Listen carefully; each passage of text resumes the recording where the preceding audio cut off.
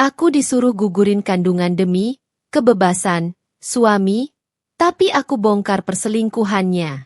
9 bulan kemudian kubuat dia sujud minta ampun.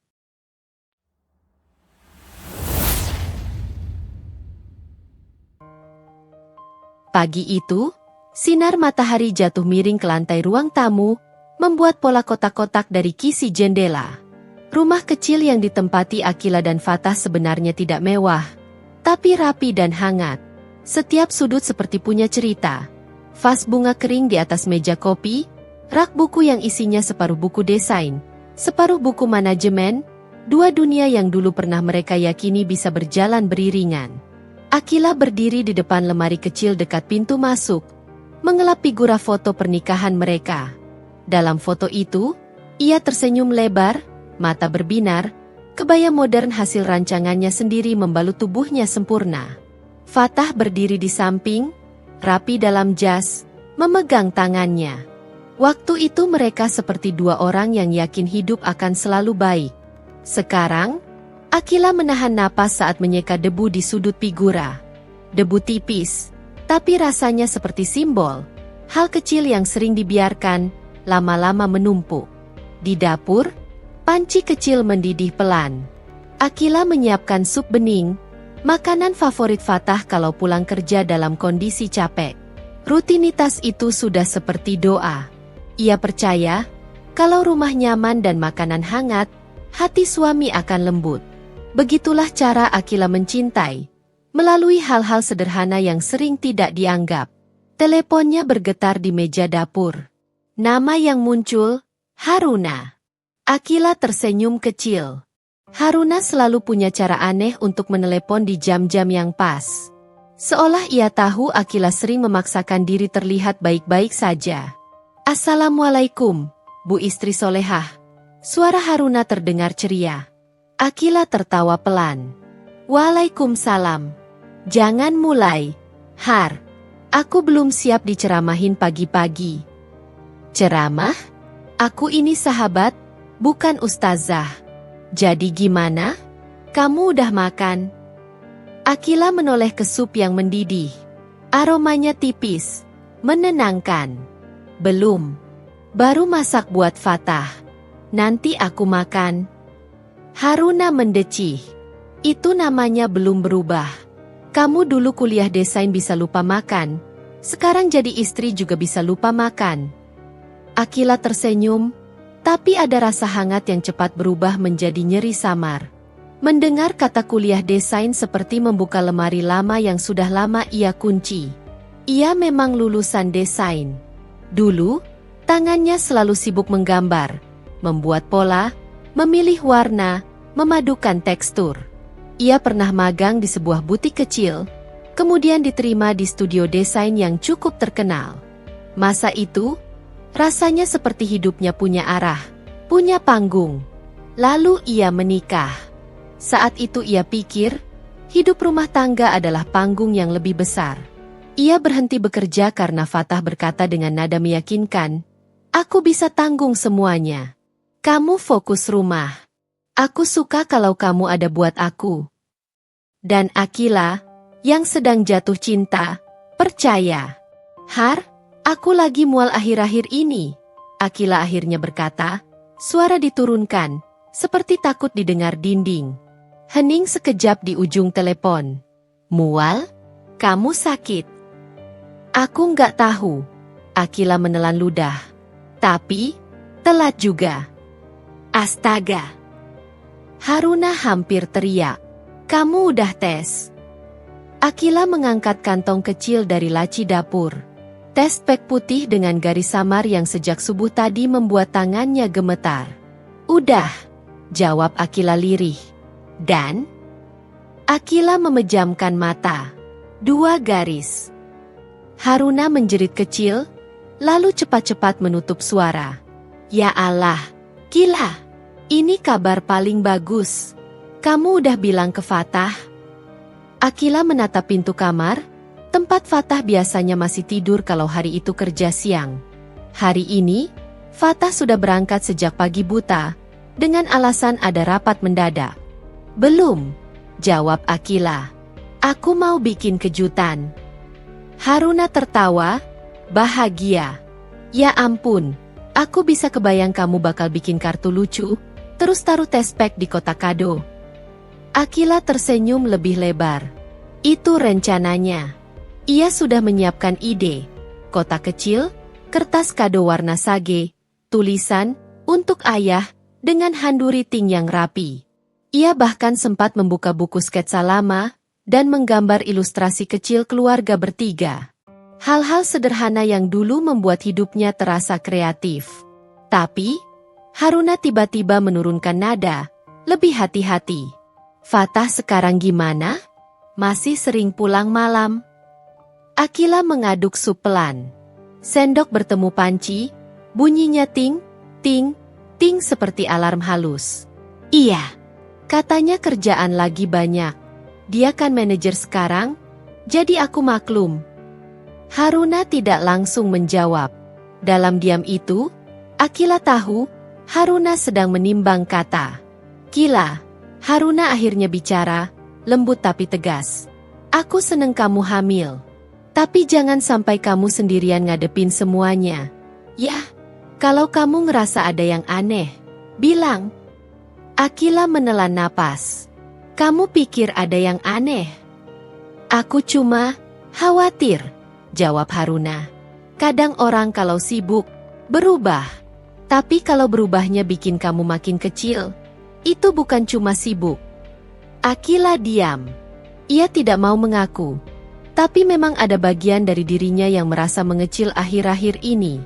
Seperti ada ruang di rumah itu yang semakin sempit, padahal dindingnya tidak bergerak. Seperti ada udara yang semakin tipis, padahal jendela masih terbuka. Setelah menutup telepon, Akila menatap tespek itu lagi. 2 garis. 2 garis yang seharusnya berarti harapan.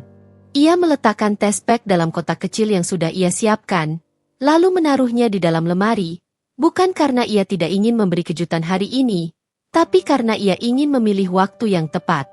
Ia ingin Fatah melihat kabar ini dengan wajah yang benar-benar siap menerima. Sore menjelang malam, Akila menata meja makan. Piring putih, sendok garpu rapi. Lilin kecil yang sudah lama tidak dipakai ia nyalakan, hanya untuk memberi rasa spesial.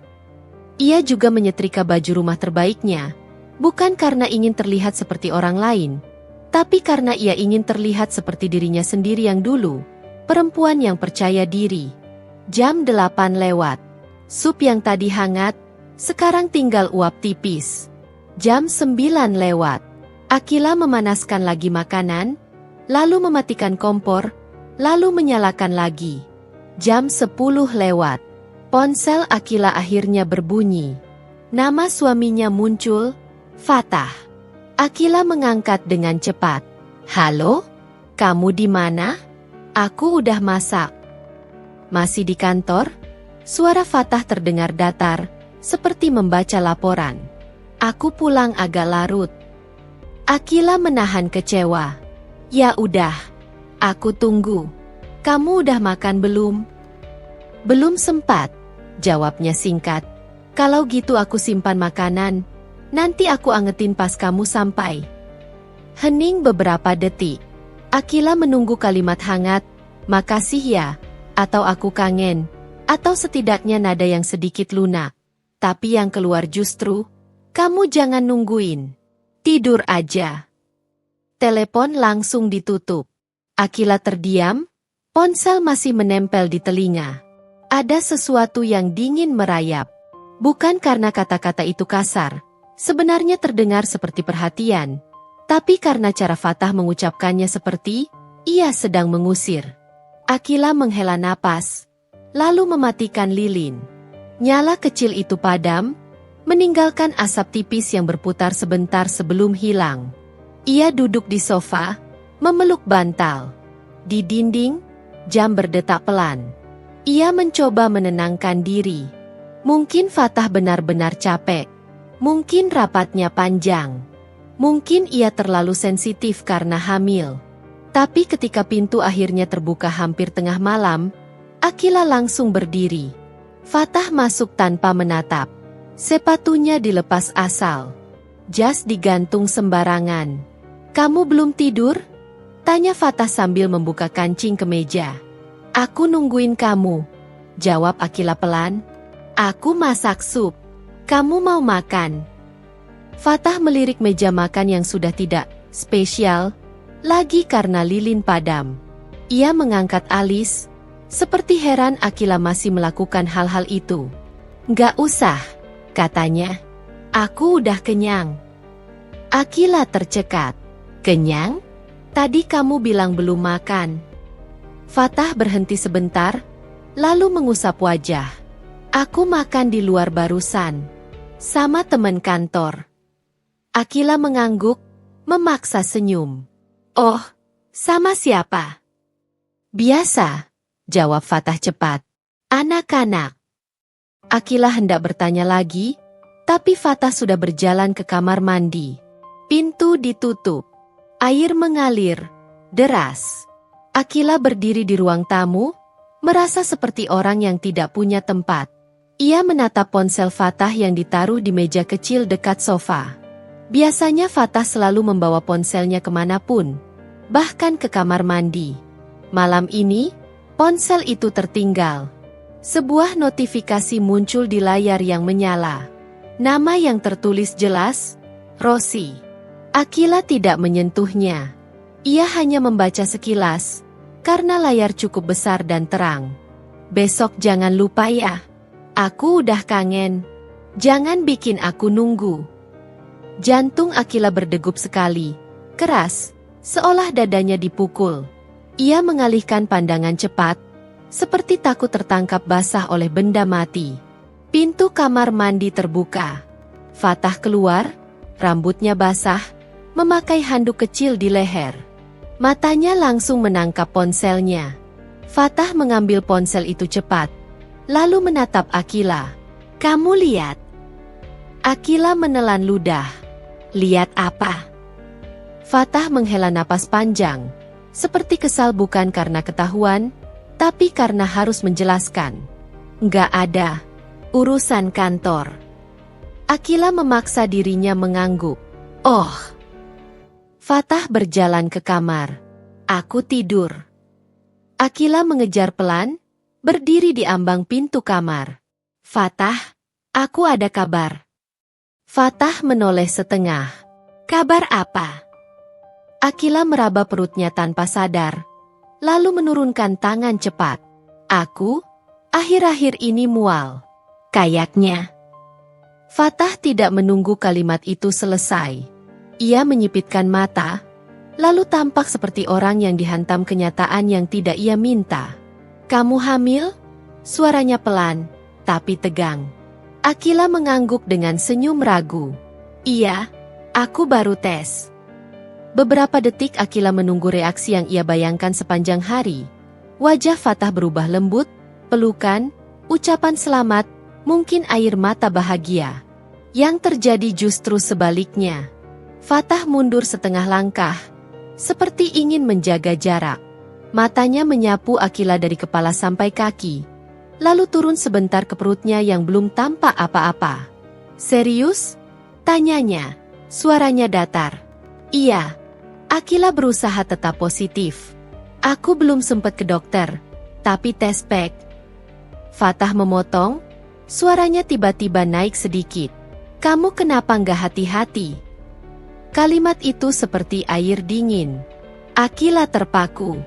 Hah? Kita? Kita kan suami istri. Fatah mengusap tengkuknya, terlihat gelisah. Maksudku, timingnya buruk. Akila menelan napas. Buruk gimana? Ini anak kita. Fatah menghela napas lebih keras, lalu duduk di tepi ranjang, memegangi kepala. Kila, aku lagi banyak beban. Kerjaan lagi gila-gilaan. Aku lagi kejar target besar. Kamu tahu kan? Akila berjalan mendekat, hati-hati, seperti mendekati orang yang sedang rapuh. Justru kalau kita punya anak, itu penyemangat. Fatah menatapnya, dan untuk pertama kalinya malam itu, Akila melihat sesuatu yang membuatnya takut. Bukan lelah, tapi panik. Panik orang yang merasa rencananya terganggu. Kamu nggak ngerti, Fatah berbisik. Aku bisa ngerti kalau kamu jelasin. Fatah berdiri tiba-tiba, mondar-mandir sebentar.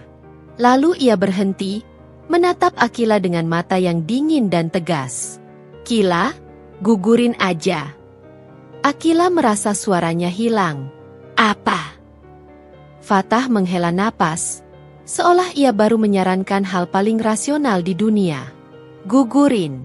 Demi kebebasan kita. Kebebasan kita? Akila mengulang, bibirnya bergetar. Kebebasan dari apa? Dari anak kita sendiri. Fatah menatap jam di dinding, lalu kembali ke Akila. Aku butuh ruang. Aku butuh hidup tanpa beban tambahan. Kamu kan sayang aku. Kamu pasti mau ngerti. Akila menatap wajah suaminya seperti menatap orang asing. Dadanya sesak, tapi air mata belum keluar. Tubuhnya seperti membeku, mencoba memahami kalimat yang baru saja menghancurkan dunia kecilnya.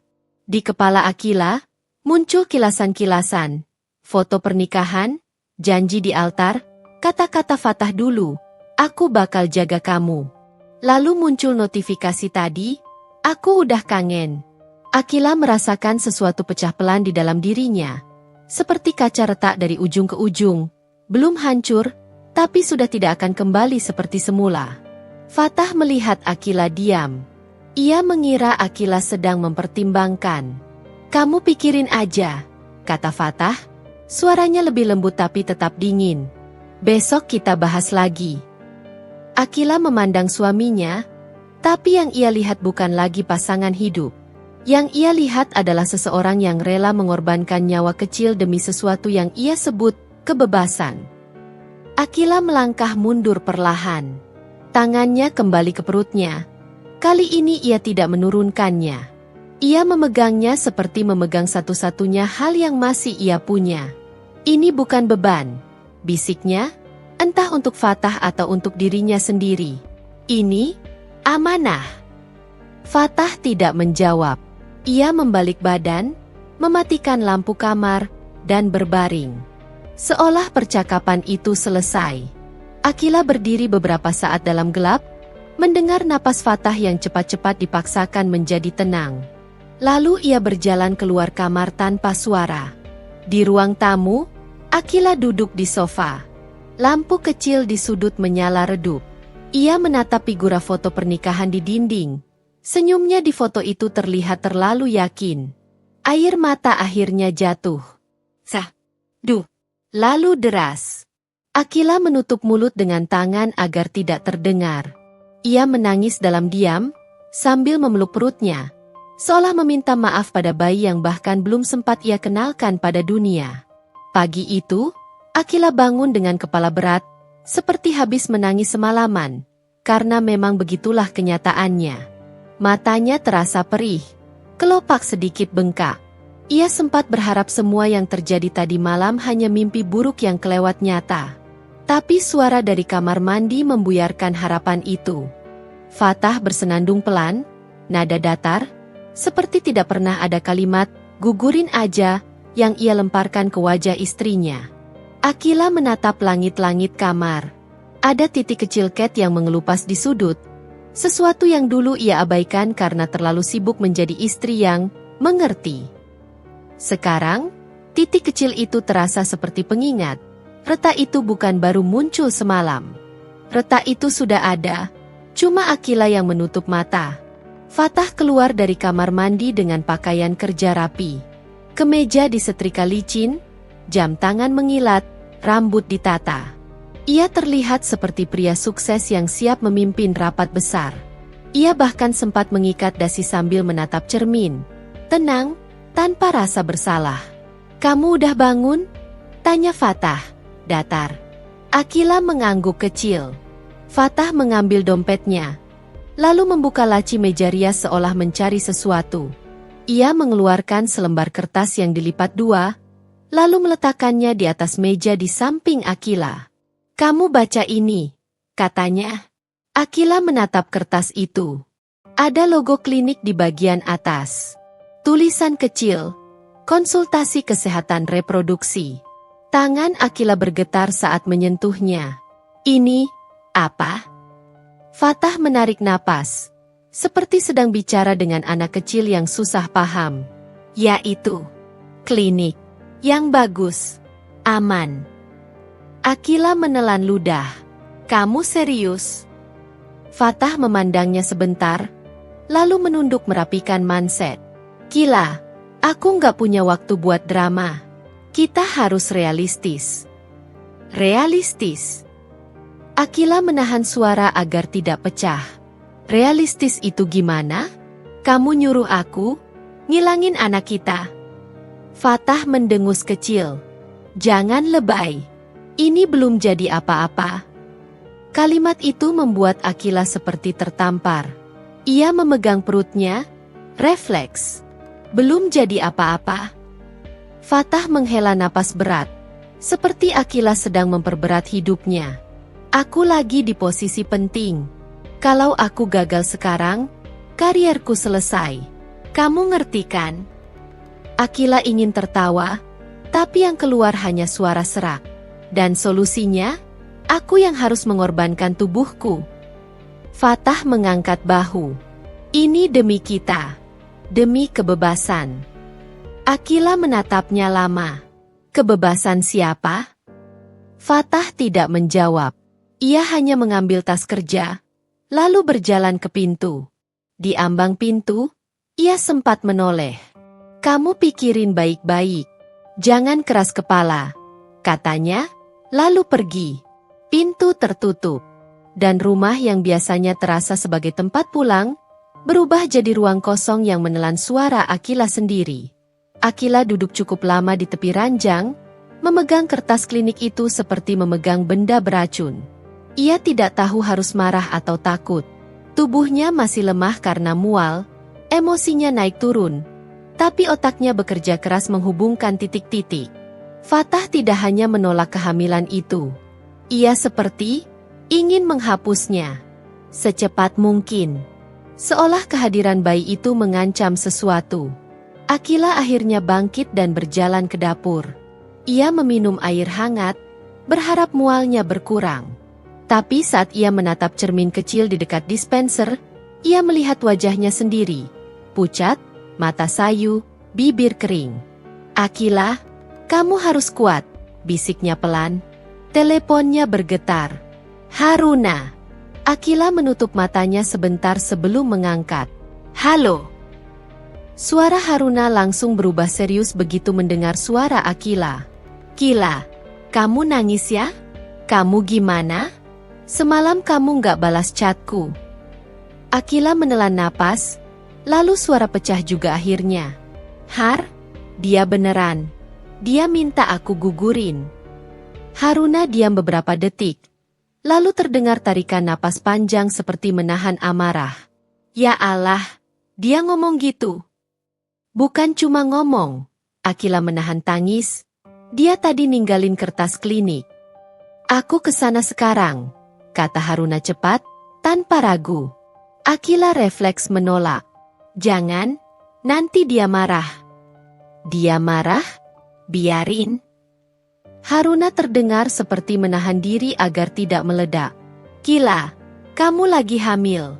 Kamu butuh orang yang berdiri di samping kamu. Akila menggigit bibir. Ada rasa lega hanya karena mendengar Haruna bilang, di samping kamu. Oke, Akila akhirnya menyerah. Tapi pelan-pelan. Aku takut. Dengar ya, Haruna menurunkan nada, jadi sangat lembut.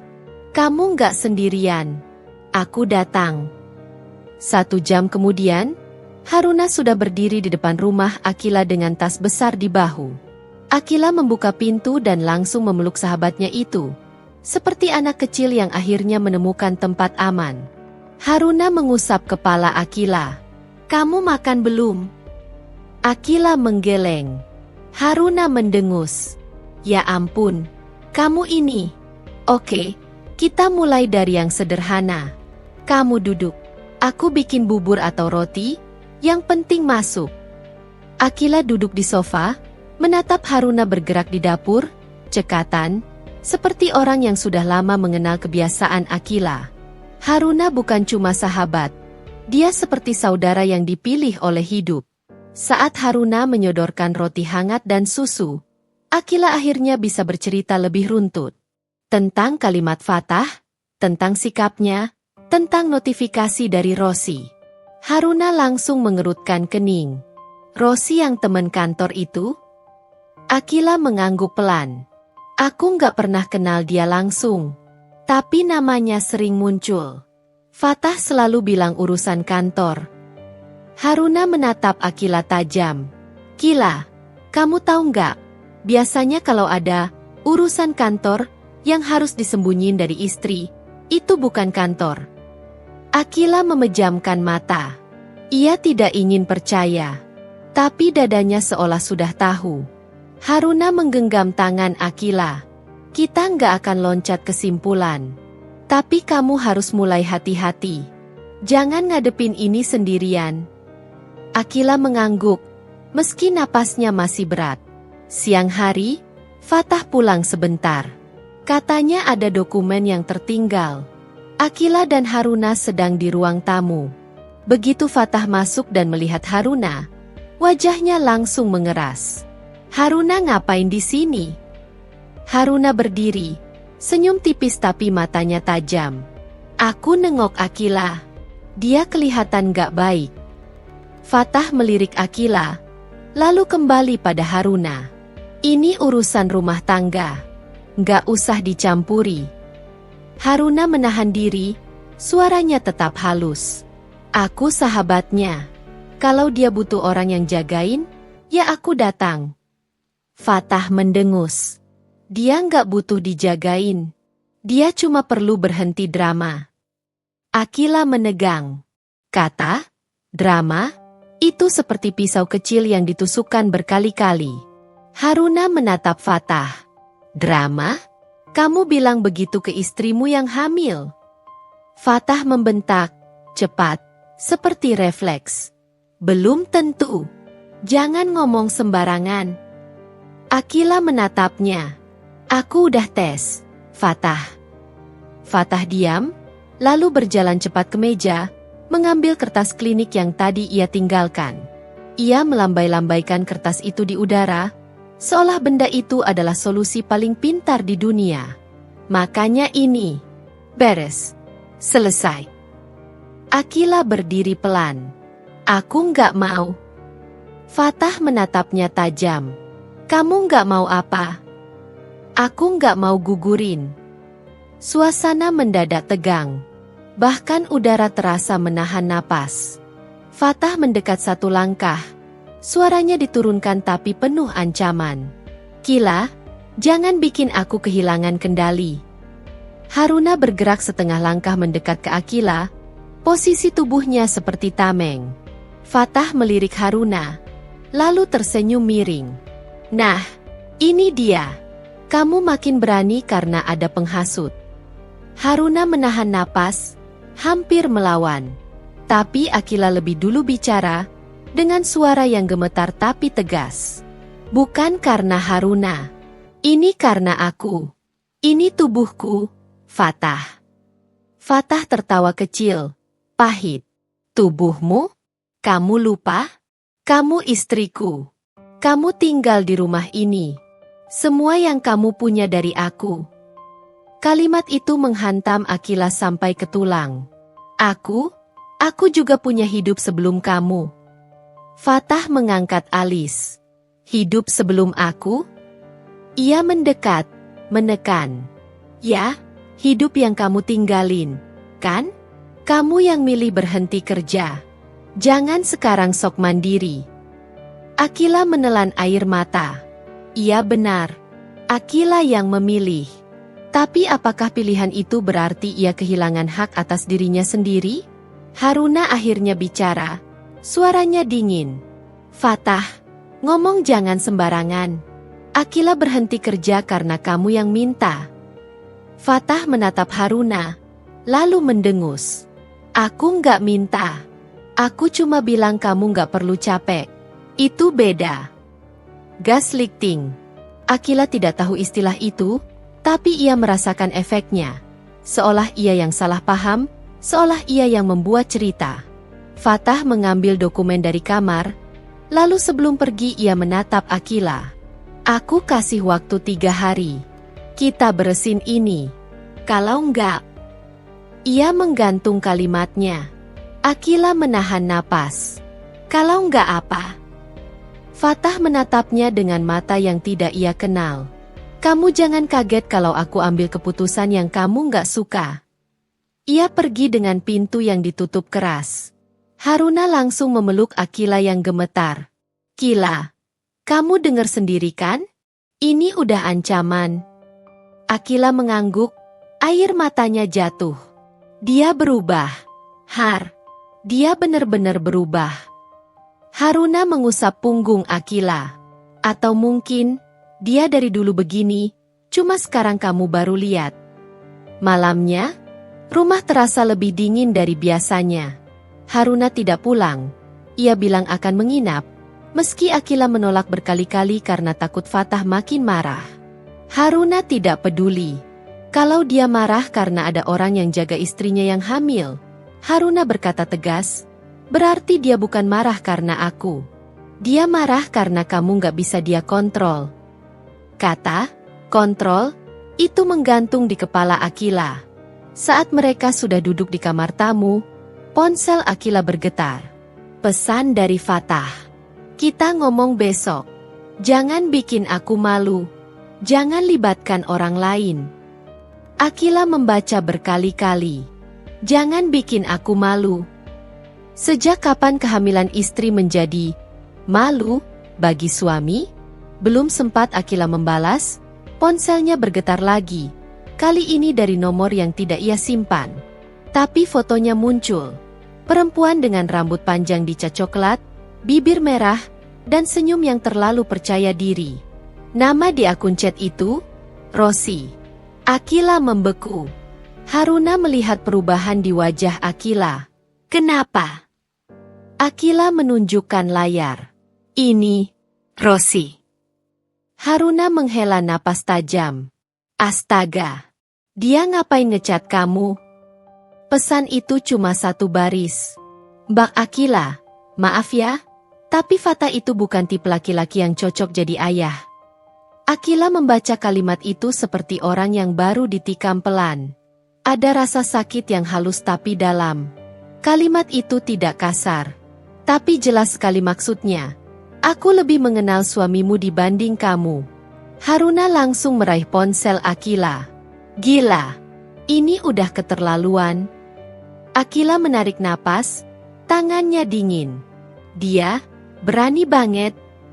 Haruna menatap Akila. Ini bukan cuma berani. Ini sengaja. Dia pengen kamu goyah. Akila menatap pesan itu lagi, lalu mengetik dengan jari gemetar. Kamu siapa sampai bisa bicara soal rumah tanggaku? Rosi membalas cepat, seolah sudah menunggu. Aku cuma kasihan sama kamu. Kamu terlalu baik. Tapi Fatah butuh kebebasan. Dia bilang sendiri. Akila menatap kata, kebebasan, itu. Dan mendadak semuanya terasa saling mengunci. Fatah bilang kebebasan. Rosi bilang kebebasan. Seolah mereka memakai kata yang sama untuk membenarkan sesuatu yang sama. Haruna meremas tangan Akila. Kila, ini tanda. Mereka itu satu tim. Akila menutup mata, berusaha menahan mual. Rasanya seperti perutnya diaduk bukan oleh hormon kehamilan, tapi oleh kenyataan. Ia menatap Haruna dengan mata basah. Aku harus gimana? Haruna menatapnya balik, tegas. Pertama, kamu harus aman. Kedua, kamu harus buktiin kamu gak sendirian. Dan ketiga, Haruna berhenti sejenak, memastikan kata-katanya masuk. Kamu harus mulai sadar. Kila, mereka bukan cuma mau kamu gugurin. Mereka mau kamu tunduk. Akila menggigit bibir. Aku gak mau tunduk. Haruna mengangguk. Bagus. Tapi jangan melawan dengan emosi. Kita lawan dengan strategi. Akila memandang ponselnya, lalu menatap kertas klinik yang masih ada di meja, seperti bukti kebengisan yang dibungkus rapi. Strategi. Kata itu membuat Akila merasa sedikit punya pijakan. Namun malam itu belum selesai. Sekitar pukul 11, Fatah pulang. Dari luar, terdengar suara pintu dibuka. Langkah kaki cepat. Lalu Fatah muncul di ruang tengah dan langsung melihat Haruna. Wajahnya berubah gelap. "Kamu masih di sini?" Suaranya tajam. Haruna berdiri. "Tenang. Aku nginep. Akila butuh ditemenin." Fatah tertawa miring. "Butuh ditemenin? Atau kamu yang pengen campur urusan?" Fatah mendekat ke Akila. "Kila, kamu serius bikin ini jadi besar?" Akila menatap suaminya dengan dada berdebar. Ia ingin melawan, tapi tubuhnya lemah. Namun ia tidak ingin diam lagi. "Aku cuma pengen kamu berhenti maksa aku," kata Akila pelan. Fatah menatapnya tajam. "Aku nggak maksa. Aku ngasih pilihan." Akila menggeleng. "Itu bukan pilihan. Itu tekanan." Fatah menahan tawa, lalu suaranya jadi dingin. "Oke. Kalau kamu pengen begitu, kamu tanggung sendiri akibatnya." Akila menelan ludah. "Akibat apa?" Fatah tidak menjawab langsung. Ia hanya menatap Akila lama, lalu berkata pelan tapi tajam. "Kalau kamu tetap pertahanin itu, jangan harap aku masih mau jadi suami yang sama." Kalimat itu menggantung seperti awan hitam di atas kepala Akila. Haruna ingin bicara, tapi Akila mengangkat tangan pelan, meminta Haruna diam. Akila menatap Fatah, dan untuk pertama kalinya, ia bertanya sesuatu yang selama ini ia simpan. "Fatah, kenapa kamu segitunya nggak mau punya anak?" Fatah terlihat terkejut sebentar. Matanya berkilat, lalu ia cepat-cepat menutup ekspresi itu dengan marah. "Kamu nggak usah banyak tanya," bentaknya. "Kamu cuma perlu nurut." Akila menatapnya. Akila memeluk perutnya, menahan air mata. Di luar, malam semakin pekat. Pagi setelah pertengkaran itu, Akila tidak langsung bangun dengan amarah. Ia bangun dengan sesuatu yang jauh lebih berat. Kesadaran. Kesadaran bahwa rumah tangganya bukan lagi tempat aman. Kesadaran bahwa sabar yang selama ini ia banggakan ternyata sudah dipakai sebagai tali untuk mengikatnya. Di meja makan, sisa kertas klinik masih tergeletak.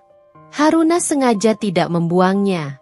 Bukan karena ia suka mengingatkan luka, tapi karena ia ingin Akila menatap kenyataan tanpa selimut. "Kita nggak perlu gegabah," kata Haruna sambil menuangkan air hangat ke gelas Akila. "Tapi kita juga nggak boleh buta." Akila menggenggam gelas itu. Tangannya dingin. "Aku takut, Har." "Takut itu wajar." Haruna menatapnya tegas. "Yang bahaya itu kalau takut bikin kamu diam terus." Akila mengangguk pelan. Di dalam perutnya, mual bergulung lagi. Tapi kali ini ia tahu penyebabnya bukan sekadar hormon. Ada sesuatu yang menjijikkan dari kenyataan yang mulai mengendap. Haruna menarik napas panjang, lalu membuka pembicaraan yang sejak malam tadi ia tahan. "Kila, kamu mau pertahanin bayi ini?" Akila tidak butuh waktu untuk menjawab. "Mau." "Kalau gitu," Haruna berkata pelan, "kita harus memastikan kamu aman. Dan kalau memang ada orang ketiga, kamu harus punya pegangan. Bukan cuma perasaan. Bukti." "Bukti." Kata itu membuat Akila berkedip cepat. Ia selama ini hidup dengan prinsip baik sangka. Ia bukan tipe perempuan yang memeriksa ponsel suami. Ia selalu percaya kalau hubungan harus dibangun dari kepercayaan. Tapi kepercayaan juga punya batas. Dan Fatah sudah melangkah melewati batas itu berkali-kali. "Aku nggak mau jadi istri yang nyadap-nyadap," Akila berbisik, rasa bersalah menyelip. Haruna menggeleng. Ini bukan soal kamu jadi buruk. Ini soal kamu melindungi diri. Kalau dia benar, ya kamu tenang. Kalau dia bohong, kamu nggak jadi korban. Akila menatap lantai. Kata korban seperti menampar. Ia tidak ingin menjadi korban. Hari itu Fatah tidak pulang sampai malam. Ia hanya mengirim pesan singkat. Aku lembur. Jangan nunggu. Kalimat yang sama seperti kemarin, tapi sekarang Akila membaca pola di baliknya. Haruna menyuruh Akila makan, meminum vitamin, lalu menyusun rencana yang paling sederhana. Bukan rencana yang licik, tapi rencana yang aman. Kita mulai dari hal yang kamu udah punya, kata Haruna. Chat Rosi kemarin itu kamu simpan. Akila mengangguk. Ia belum menghapus apapun. Screenshot. Haruna menyuruh. Akila menatap ponselnya, jari-jarinya sempat ragu.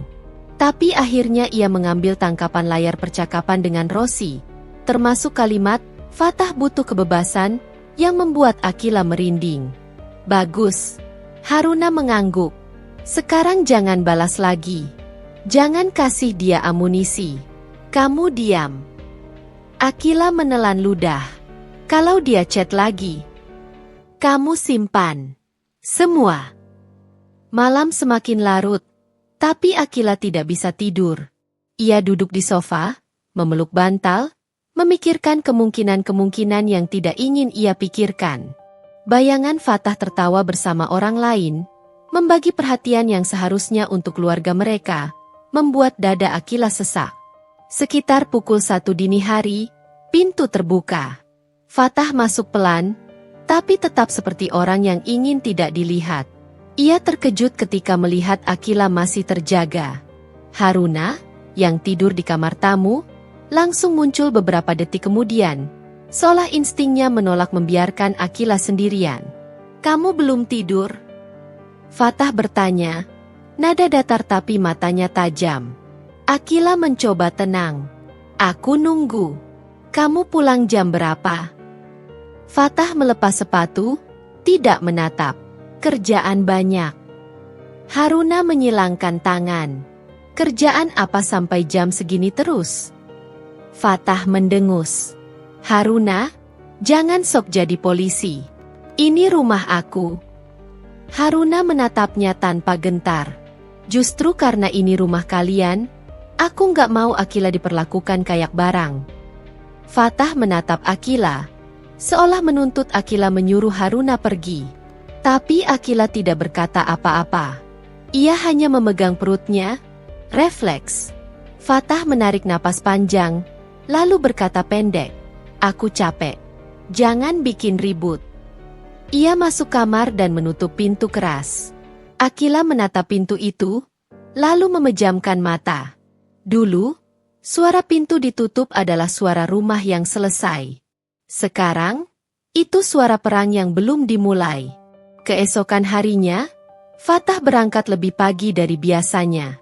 Kali ini bukan dengan wajah capek, tapi dengan wajah yang terlalu siap, terlalu rapi. Ada parfum yang Akila tidak ingat pernah ia belikan. Haruna juga menyadarinya, karena ia mengendus ringan dan mengangkat alis. Kamu cium. Haruna berbisik ketika Fatah keluar. Akila mengangguk, napasnya pendek. Iya. Haruna menatap Akila. Kila, aku bukan mau bikin kamu sakit hati, tapi kita harus lihat dengan mata sendiri. Akila menggeleng cepat, takut. Aku nggak sanggup. Haruna menggenggam tangannya. Kalau kamu nggak lihat, kamu bakal terus dihantui. Kamu butuh kepastian. Akila menatap sahabatnya. Di mata Haruna, tidak ada rasa ingin menang. Yang ada hanya rasa ingin melindungi. Akhirnya Akila mengangguk pelan. Tapi, gimana caranya?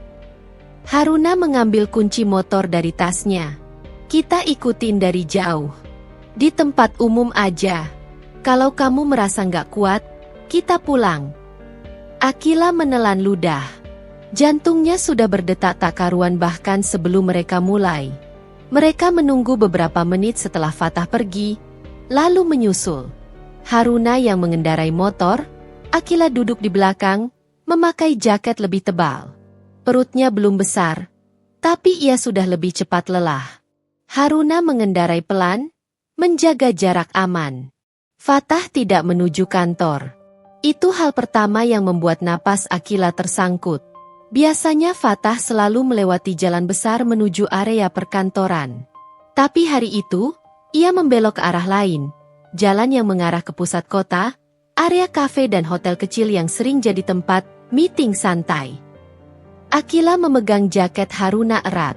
"Tenang," Haruna berbisik. "Kita cuma lihat." Mereka berhenti di seberang sebuah kafe yang cukup ramai. Fatah memarkir mobilnya, turun, merapikan kemeja, lalu menatap ponsel seolah menunggu seseorang. Akila merasa tenggorokannya kering. Tidak sampai 5 menit, seorang perempuan datang. Rambut coklat panjang, bibir merah, sepatu hak tinggi, tas bermerek yang mencolok. Perempuan itu tersenyum lebar begitu melihat Fatah. Senyum yang tidak bisa dipalsukan sebagai teman kantor biasa, Rosi. Akila mendadak merasa dunia mengecil. Suara motor, suara orang lewat, suara kafe, semuanya seperti jauh. Rosi mendekat dan langsung memegang lengan Fatah. Fatah tidak menepis. Bahkan ia tersenyum. Senyum yang sudah lama Akila tidak dapatkan di rumah. Haruna menahan napas, matanya tajam. Akila ingin menoleh, ingin memalingkan wajah, tapi tidak bisa. Matanya seolah terpaku. Ada rasa panas di dada yang naik ke tenggorokan. Rosi mengangkat tangan, mengusap kerah kemeja Fatah seperti mengatur milik sendiri. Fatah menunduk sedikit, membiarkannya. Lalu mereka berjalan masuk ke kafe, berdekatan, terlalu akrab. Akila merasa mual tiba-tiba. Haruna cepat mengusap punggungnya. "Kila, kamu oke?" Haruna berbisik. Akila mengangguk, tapi matanya mulai berkaca. "Ambil bukti," Haruna mengingatkan dengan suara sangat pelan. Akila gemetar. Ia mengeluarkan ponsel, menyalakan kamera, mengambil foto dari jauh. Fatah dan Rosi di depan pintu kafe. Lengan Rosi masih menggandeng. Foto tidak sempurna, tapi cukup jelas. Haruna juga memotret beberapa kali untuk berjaga-jaga. Setelah itu, Haruna menarik Akila sedikit menjauh, mencari tempat duduk di bangku taman yang tidak terlalu dekat. Akila menatap foto itu di layar. Rasanya seperti melihat pisau yang pelan-pelan ditarik dari luka. Sakitnya bukan lagi dugaan, tapi kenyataan. Haruna menghela napas. "Sekarang kamu punya bukti." Akila menutup mata. Air mata jatuh tanpa izin. Dia tega. Haruna menatap kafe itu, lalu kembali ke Akila. "Kita pulang. Kamu jangan sampai stres." Akila mengangguk, tapi sebelum mereka pergi, Haruna melihat sesuatu. Fatah keluar sebentar, menerima telepon, lalu kembali masuk. Ia terlihat tergesa, seperti orang yang takut ketahuan. Haruna menajamkan mata. "Kila, kamu pernah bilang dia pernah ada transfer ke rekening aneh, kan?" Akila menelan ludah. "Iya, aku lihat sekilas waktu itu." Haruna mengangguk pelan. "Ada yang lebih besar di balik ini. Tapi fokus kita sekarang kamu dulu. Kamu aman dulu."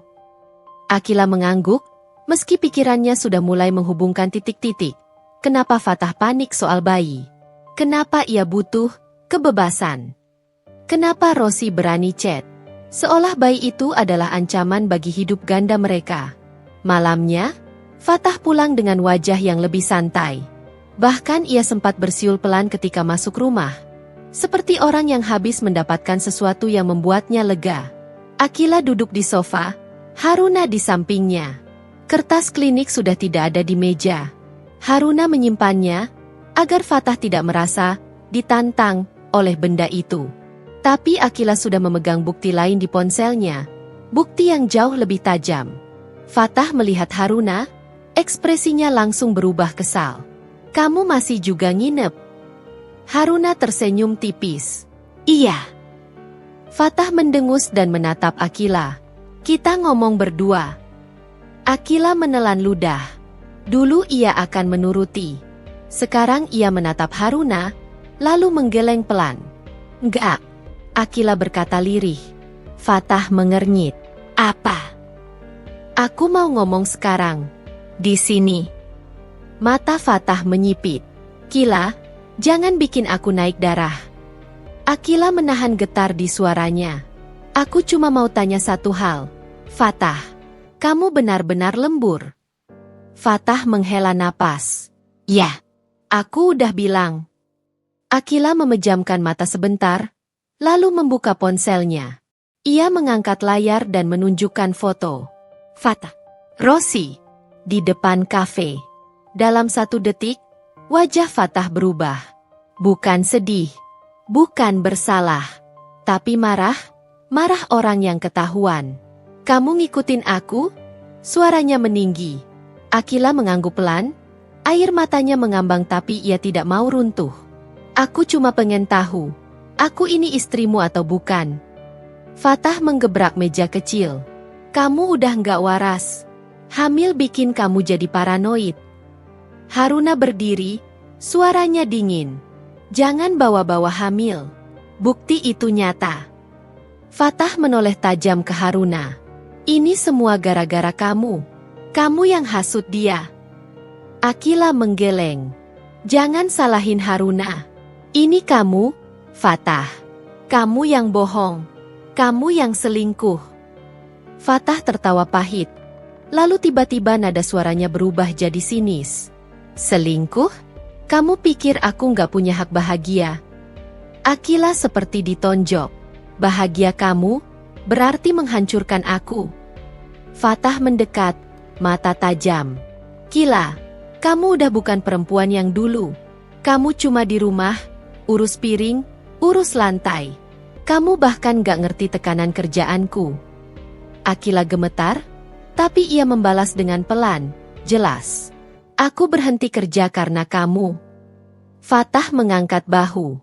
Itu pilihan kamu. Haruna menahan napas keras, nyaris meledak. Tapi Akila mengangkat tangan, menghentikan Haruna. Ia ingin ini selesai antara dia dan Fatah. Sekali ini, dengan kepalanya tegak. Aku nggak akan gugurin anak ini, Akila berkata. Dan aku nggak akan hidup dalam kebohongan kamu. Fatah menatapnya, lalu senyumnya miring. Oke, kalau kamu keras kepala, jangan harap aku tanggung apapun. Akila menelan ludah. Dia anak kamu, Fatah. Fatah menatap perut Akila yang belum tampak, lalu membuang muka. Aku nggak mau jadi ayah sekarang. Akila menatapnya lama, dan di dalam tatapan itu ada satu pertanyaan yang akhirnya keluar. Getir? Atau kamu nggak mau jadi ayah karena kamu udah punya hidup lain? Fatah membeku sepersekian detik, cukup lama untuk menunjukkan bahwa Akila menyentuh sesuatu yang ia sembunyikan. Setelah itu, Fatah menutupnya dengan amarah. Cukup, bentaknya. Aku nggak mau debat.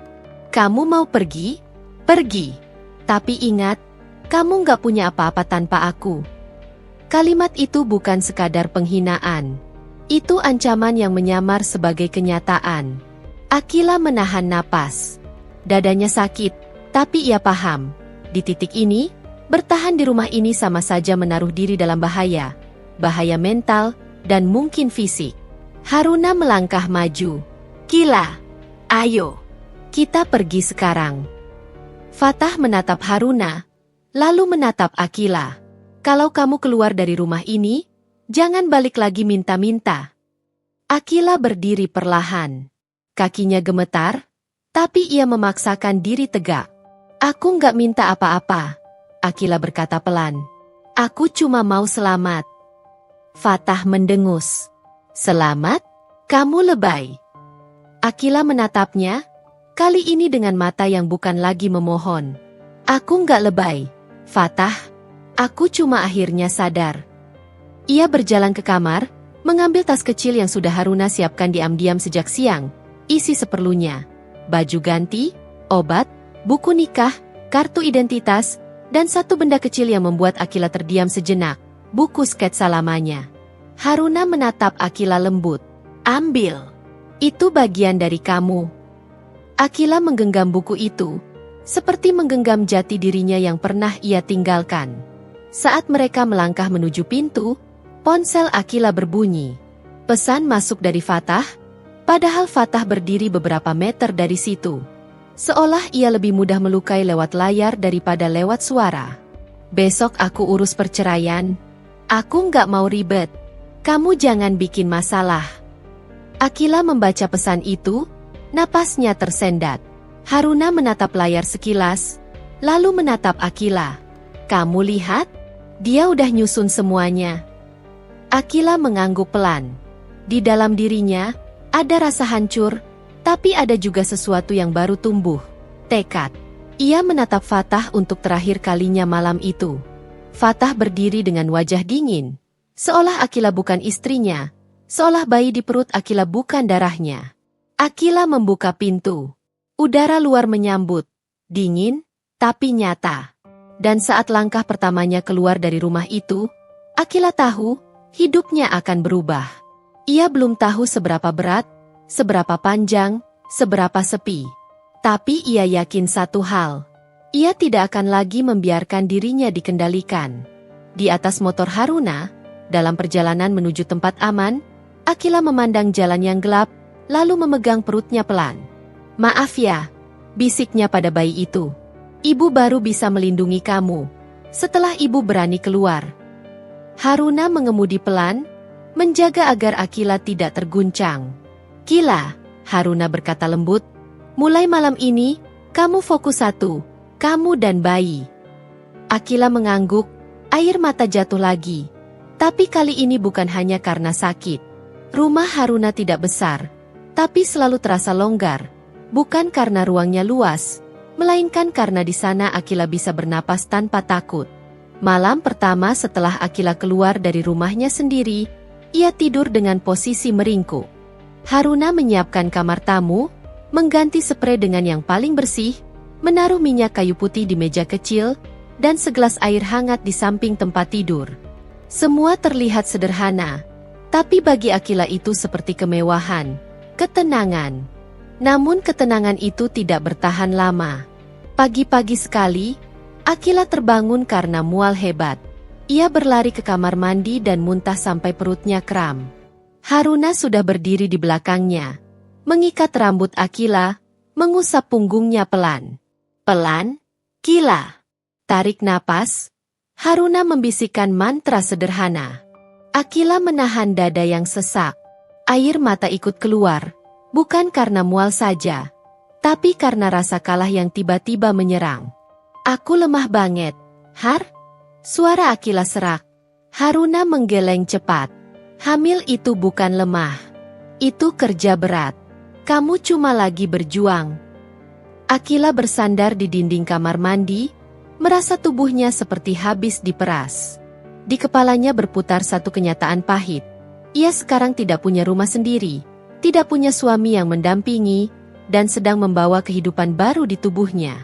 Ia merasa seperti sedang menyeberangi jembatan rapuh, dan di bawahnya jurang yang dalam. Haruna memapah Akila kembali ke kamar, lalu menyodorkan biskuit tawar. Makan dikit, jangan kosong. Akila menggigit kecil, lalu menelan pelan. Fatah, bakal gimana? Haruna menatap Akila dengan tegas. Yang jelas, dia nggak akan gampangin kamu. Tapi kamu juga nggak boleh takut. 2 hari setelah Akila tinggal di rumah Haruna, pesan-pesan dari Fatah makin sering datang. Bukan pesan yang menanyakan kondisi Akila, apalagi menanyakan bayi. Isinya cuma satu, kontrol. Kamu jangan menyebar fitnah. Jangan bawa orang luar. Kalau kamu bikin ribut, aku bisa bikin kamu susah. Akila membaca semuanya dengan tangan dingin. Tiap pesan seperti tangan yang mencoba menariknya kembali ke sangkar. Haruna menepuk bahu Akila. Jangan dibalas. Kamu simpan. Akila mengangguk. Ia mulai punya folder khusus di ponsel, bukti.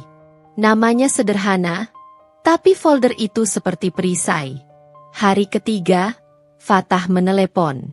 Akila menatap layar cukup lama sebelum mengangkat. Halo. Suara Fatah terdengar datar tapi ada nada terburu-buru. Besok kita ke kantor urusan agama. Aku mau urus perceraian. Akila menahan napas. Secepat itu? Daripada lama, jawab Fatah. Aku nggak mau drama. Akila hampir tertawa. Drama katanya? Padahal ia yang membuat semuanya seperti bom. Kalau aku nggak setuju? Tanya Akila, pelan. Fatah mendengus. Kila, jangan naif. Kamu udah keluar rumah. Itu udah cukup. Akila menggigit bibir. Kamu nggak mau ngomongin anak itu sama sekali. Hening sejenak. Lalu suara Fatah terdengar lebih tajam. Kamu masih aja bahas itu? Aku udah bilang, itu bukan prioritas. Akila memejamkan mata. Dadanya seperti diperas. Itu anak kamu, Fatah. Besok jam 9.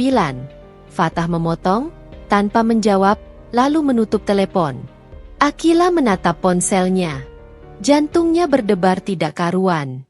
Haruna duduk di sampingnya. Kamu nggak harus datang sendirian. Akila mengangguk. Kamu ikut ya, Har? Haruna menatapnya lembut, lalu mengangguk tegas. Aku ikut. Besoknya, Akila memakai baju sederhana warna krem. Haruna memaksa Akila makan dulu, meski hanya beberapa suap. Lalu mereka pergi. Ruang tunggu kantor urusan agama tidak nyaman. Kursinya keras, udara pengap, suara orang bicara campur aduk. Akila duduk sambil memegang tas kecilnya. Tangannya dingin. Fatah datang dengan langkah cepat. Rapi, wangi, dan tidak tampak seperti orang yang sedang menceraikan istrinya. Di belakangnya, Akila sempat berharap ia datang sendiri.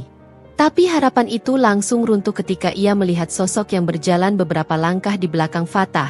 Tidak terlalu dekat, tapi jelas mengikuti. Rambut coklat, bibir merah, tatapan menang. Rosi. Akila seperti kehilangan udara. Haruna langsung menegang. Dia berani datang?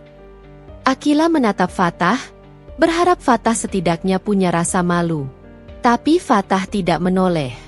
Ia hanya berjalan ke meja petugas, berbicara sebentar, lalu melirik Akila dengan tatapan dingin. Rosi berdiri agak jauh, pura-pura sibuk dengan ponsel, tapi matanya sesekali memindai Akila, seperti ingin memastikan Akila melihatnya. Akila merasa mual lagi. Haruna menarik Akila pelan. Kamu fokus. Jangan lihat dia. Prosesnya berjalan seperti mesin. Kalimat-kalimat formal, pertanyaan petugas, jawaban singkat Fatah, jawaban pelan Akila. Saat petugas bertanya, apakah ada upaya rujuk? Fatah menjawab cepat, tidak. Akila menatap Fatah. Kenapa kamu buru-buru? Fatah menoleh, tersenyum tipis, senyum yang tidak hangat. Karena aku capek. Akila menahan air mata. Capek sama siapa? Sama aku yang cuma pengen keluarga. Fatah menurunkan suara, seolah bicara baik-baik. Kila, kamu harus sadar. Kamu terlalu emosional. Kamu butuh istirahat. Kamu butuh menerima kenyataan. Itu kalimat yang terdengar seperti perhatian, padahal sebenarnya merendahkan.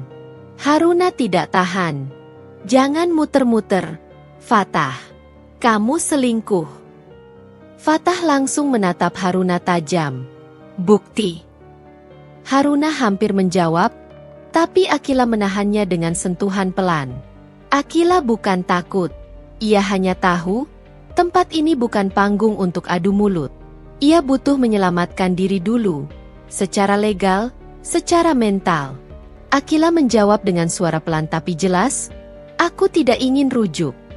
Kalimat itu meluncur dari bibirnya seperti pisau yang memotong tali.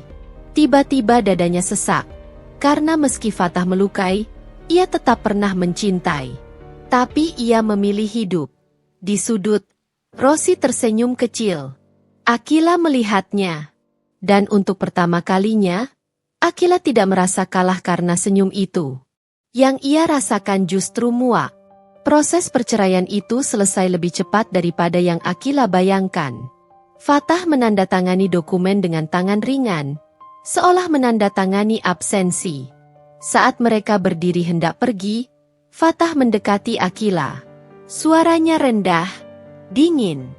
Kamu jangan coba-coba nyari masalah. Akila menatapnya.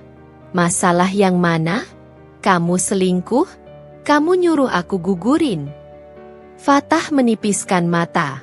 Kalau kamu ngomong sembarangan, kamu akan menyesal. Ancaman itu menempel di kulit Akila seperti bau asap.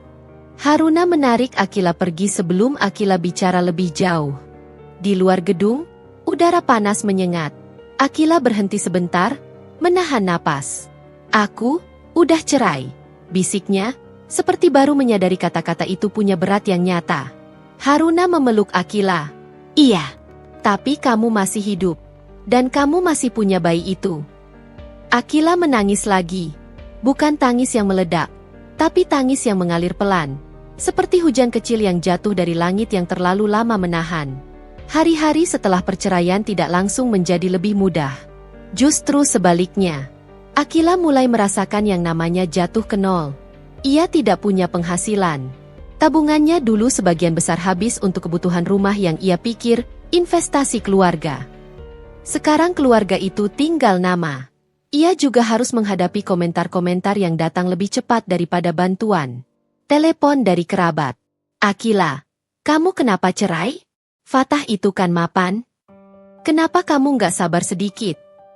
Ah, pasti ada salahmu juga.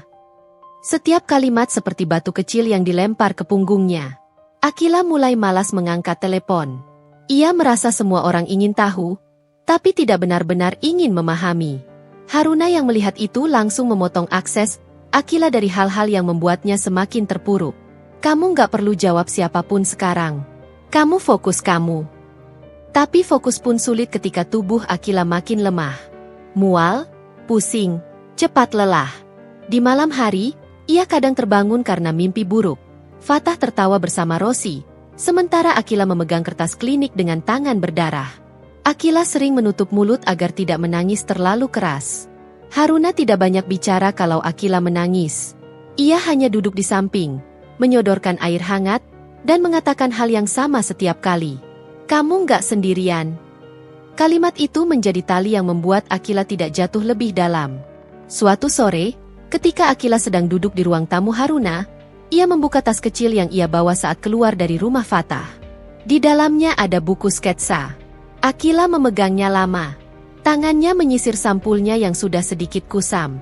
Lalu ia membukanya. Kertas pertama berisi desain kebaya modern yang ia buat saat masih kuliah. Garis-garisnya rapi, detailnya teliti. Ada catatan kecil di sudut, elegan tapi tidak menyiksa. Akila tersenyum getir. Ia pernah begitu peduli pada kenyamanan perempuan lain. Tapi ia lupa pada kenyamanan dirinya sendiri. Haruna duduk di seberang, melihat Akila membuka lembar demi lembar. Kamu kangen? Tanya Haruna, pelan. Akila mengangguk. Aku kangen jadi aku yang dulu. Haruna menatap buku itu, lalu menatap Akila. Kamu bisa jadi itu lagi. Akila tersenyum pahit. Sekarang aku hamil. Aku cerai. Aku nggak punya apa-apa. Haruna menggeleng. Kamu punya skill. Dan itu lebih mahal dari apapun. Akila terdiam. Skill. Kata itu terasa asing karena sudah lama ia tidak menganggap dirinya bernilai di luar peran istri. Haruna melanjutkan, Kila, aku serius. Kamu bisa mulai dari kecil. Kamu nggak harus langsung punya butik besar. Kamu bisa mulai dari pesanan. Dari tetangga. Dari teman. Akila menelan ludah. Siapa yang mau pesan sama aku? Haruna menyeringai kecil. Aku. Akila menatapnya. Haruna bangkit, masuk kamar, lalu keluar membawa 2 kain. Aku punya kain yang belum kepake. Kamu coba bikin satu gamis yang rapi, atau dress simpel. Kita foto. Aku posting di medsos. Akila tercekat. Har, aku udah lama nggak pegang mesin jahit. Ya belajar lagi, Haruna menjawab ringan, seperti itu hal paling mudah di dunia. Dan kamu nggak sendirian. Aku bisa bantu bagian jualan. Kamu bagian desain. Akila menatap kain itu. Di dalam kepalanya, ada rasa takut yang menjerit. Takut gagal, takut ditertawakan, takut tidak mampu. Tapi ada juga sesuatu lain. Kecil, hangat, seperti bara yang hampir mati tapi masih ada. Malam itu, Akila mencoba menggambar lagi. Tangannya gemetar di awal. Seperti orang yang belajar menulis ulang setelah lama tidak memegang pena. Tapi begitu garis pertama terbentuk, ada rasa familiar yang membuat dada Akila sesak. Bukan karena sakit, tapi karena rindu. Ia menggambar desain sederhana. Busana longgar yang nyaman untuk ibu hamil, tapi tetap terlihat elegan. Ia memberi detail kecil di pinggang, lipit yang membuat bentuknya jatuh indah tanpa menekan perut.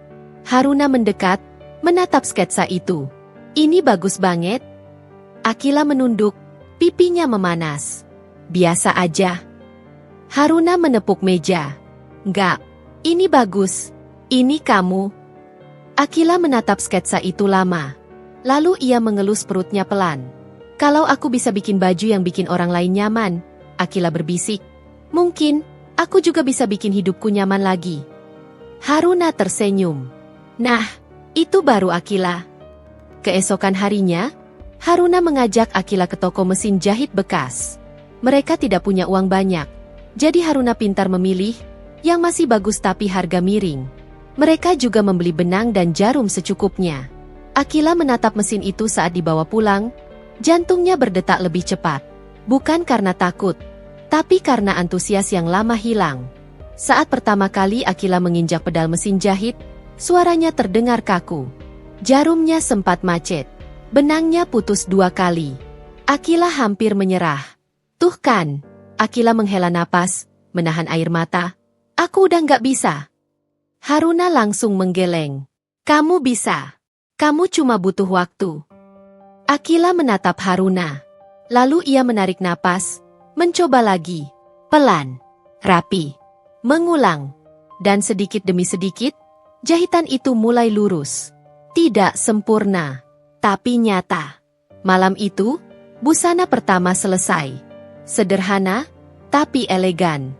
Ketika Akila mengenakannya untuk mencoba ukuran, Haruna menatapnya seperti melihat versi Akila yang lama pulang ke tubuhnya. Kila, suara Haruna melembut, kamu cantik. Akila menatap cermin. Untuk pertama kalinya setelah lama, ia melihat dirinya bukan sebagai perempuan yang ditinggalkan. Ia melihat dirinya sebagai perempuan yang masih punya tangan, masih punya pikiran, masih punya masa depan. Haruna memotret beberapa foto sederhana di ruang tamu, dengan cahaya seadanya. Lalu Haruna mengunggahnya, memberi caption yang membuat Akila menelan ludah. Temanku baru mulai lagi. Baju hamil yang nyaman dan elegan. Pre-order dibuka. Akila memandang layar ponsel Haruna, cemas. Nanti kalau nggak ada yang pesan. Haruna tersenyum. Kalau nggak ada, kita coba lagi besok. Yang penting kamu mulai. Akila mengangguk pelan. Mulai. Kata itu seperti pintu kecil yang akhirnya terbuka. Malam itu, sebelum tidur, ponsel Haruna berbunyi. Haruna mengangkat alis, lalu menunjukkan ke Akila. Ada DM masuk. Mbak, boleh order? Aku lagi hamil 5 bulan. Aku suka modelnya. Akila membaca pesan itu berkali-kali, seolah takut salah baca. Har, suaranya bergetar. Ini beneran? Haruna tertawa lepas. Beneran? Kila, ini pesanan pertama? Akila menutup mulut dengan tangan. Air mata langsung keluar, tapi kali ini berbeda. Ini bukan air mata sakit. Ini air mata lega. Ia memegang perutnya, berbisik, Nak, kita nggak sendirian. Haruna memeluk Akila. Kamu lihat? Dari nol pun bisa tumbuh. Akila memejamkan mata. Di luar, malam tetap gelap. Tapi di dalam, ada lampu kecil yang menyala. Lampu yang dulu dimatikan oleh Fatah, sekarang dinyalakan lagi oleh Akila sendiri. Pesanan pertama itu kecil. Hanya satu baju hamil warna biru muda dengan potongan longgar dan detail lipit di bagian samping. Tapi bagi Akila, Pesan singkat di layar ponsel Haruna terasa seperti pintu yang terbuka. Pintu ke hidup baru yang selama ini ia kira sudah terkunci rapat. Malam itu Akila tidak langsung tidur. Ia duduk di depan meja kecil yang mereka jadikan studio dadakan. Menulis ukuran, pilihan warna, dan catatan pelanggan dengan tulisan rapi. Haruna menyiapkan kain, menghitung ongkir, lalu mengajari Akila cara membalas pesan dengan kalimat yang hangat tapi profesional. "Kamu harus mulai belajar jadi pemilik usaha," kata Haruna sambil menyodorkan buku catatan tebal. "Bukan cuma desainer." Akila mengangguk, meski ada rasa gugup. Ia sudah lama tidak berhadapan dengan dunia luar. Dulu ia berhenti kerja dan merasa cukup mengurus rumah. Sekarang, ia harus mengurus hidupnya sendiri, dan seorang bayi yang semakin hari semakin nyata keberadaannya. Hari demi hari lewat dengan pola yang baru. Pagi, Akila mual, Haruna memaksa makan sedikit, lalu kontrol vitamin. Siang, mereka jahit, potong, ukur, rapikan. Malam, Haruna balas chat pelanggan, Akila menggambar desain baru atau memperbaiki pola. Kadang Akila kelelahan dan menangis tanpa alasan. Haruna tidak bertanya banyak. Haruna cuma mengingatkan pelan, "Hormon itu liar, tapi kamu lebih kuat." Dan entah kapan, Akila mulai percaya pesanan pertama selesai dalam 3 hari. Akila menambahkan detail kecil yang membuat baju itu berbeda. Jahitan dalam yang rapi, kancing yang tidak mudah copot, dan lapisan kain yang lembut di bagian perut. Haruna memfoto hasilnya dengan lebih serius, mengatur cahaya dari jendela, memakai kain putih sebagai latar, dan meminta Akila tersenyum tipis agar fotonya terlihat hidup. Ketika baju itu sampai ke pelanggan, pesan balasan datang. "Mbak, bajunya nyaman banget. Jahitannya rapi. Aku merasa cantik padahal lagi hamil." Akila membaca kalimat itu berulang kali sampai matanya berkaca-kaca. "Har, dia bilang aku bikin dia merasa cantik." Akila berbisik seperti tidak percaya. Haruna menepuk bahu Akila. "Itu kekuatan desain kamu." Dari situ, pesanan kedua datang, teman pelanggan pertama. Lalu pesanan ketiga, tetangga Haruna. Pesanan keempat, saudara jauh. Tidak banyak, tapi konsisten. Dan konsistensi itulah yang menumbuhkan keyakinan Akila. Ia tidak sedang bermain-main. Ia sedang membangun. Namun di tengah kebahagiaan kecil itu, luka lama masih suka menyusup. Setiap kali ponselnya bergetar, Akila refleks takut itu pesan dari Fatah. Setiap kali mendengar kata, "suami," dada Akila seperti ditarik. Haruna memperhatikan, tapi tidak memaksa Akila sembuh cepat. Haruna hanya berkata, "Luka itu bisa lama, tapi kamu jalan terus." Haruna punya kebiasaan yang membuat Akila kadang gemas. Haruna suka membuat sesuatu terdengar besar bahkan dari hal kecil. "Kita harus punya nama," Haruna berkata suatu malam sambil menatap akun media sosial yang mereka pakai untuk jualan. Akila ragu. "Emang perlu? Kita kan masih kecil." "Justru karena kecil, kita harus terlihat serius," Haruna menjawab tegas. "Orang percaya sama yang jelas." Akhirnya mereka memilih nama butik sederhana. Tidak perlu mewah, tapi punya rasa. Haruna membuat logo minimalis, sementara Akila memilih tone warna dan gaya foto yang lembut. Akila tidak menyangka, kepekaannya terhadap estetika ternyata bukan hanya berguna untuk baju, tapi juga untuk branding. Mulai saat itu, Akila merasa hidupnya seperti punya struktur lagi. Ada tujuan yang bisa dipegang. Mereka juga mulai berani membuka sistem pre-order. Haruna mengatur jadwal produksi agar Akila tidak kelelahan. Akila belajar mengatakan, "Maaf, slot penuh," tanpa rasa bersalah. Di bulan ketiga, Haruna membawa kabar penting. "Kila, aku punya teman penjahit," Haruna berkata. "Dia ibu-ibu, bisa jahit rapi, tapi butuh kerjaan. Kita bisa delegasi." Akila cemas. "Kalau hasilnya jelek?" "Kamu tetap kice," Haruna menjawab. "Kamu yang kontrol kualitas. Tapi kamu nggak boleh ngerjain semuanya sendiri." Itu pelajaran baru buat Akila. Selama menikah, ia terbiasa mengurus semua sendiri. Sekarang ia belajar, kuat bukan berarti sendirian. Mereka merekrut satu penjahit, lalu satu lagi.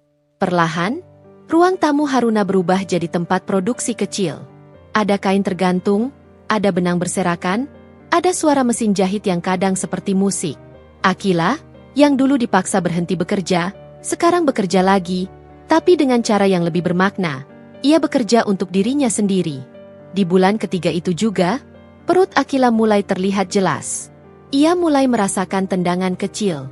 Malam saat tendangan pertama terasa, Akila menangis. Haruna panik. Kila, kenapa? Akila mengusap air mata, tersenyum di tengah tangis. Dia gerak. Har, dia beneran ada.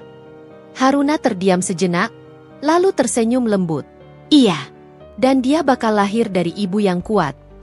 Akila memegang perutnya. Sementara Akila perlahan membangun, kehidupan Fatah terlihat seperti pesta yang panjang.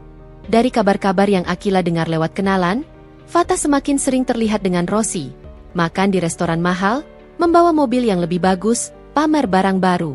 Jika dulu Akila akan hancur melihat itu, sekarang perasaan Akila berubah. Bukan iri, tapi curiga. Karena Akila tahu gaya hidup seperti itu tidak muncul tiba-tiba tanpa sumber. Dan di ingatan Akila, ada satu potongan yang terus mengganggu. Transfer ke rekening aneh yang pernah ia lihat sekilas.